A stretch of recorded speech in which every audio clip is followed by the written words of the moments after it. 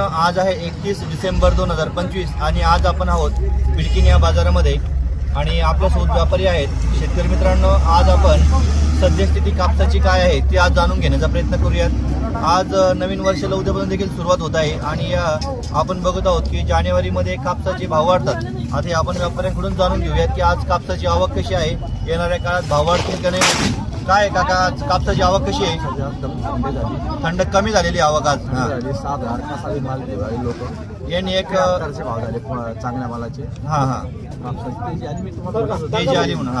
तर शेतकरी मित्रांनो, जे चांगल्या क्वालिटीचे माल आहे ते 7,300 घेत आहेत आणि कसा बी आला माल ते कमी जास्त पास नाही. 7,000 रुपये प्रति क्विंटल खर्च आला, त्यात मॉइश्चर काय जे असेल ते 7,000 रुपये प्रति क्विंटल कापसाचा बाजारभाव आज रोजी घेत आहेत. तर येणाऱ्या काळामध्ये काय भाव वाढतील का?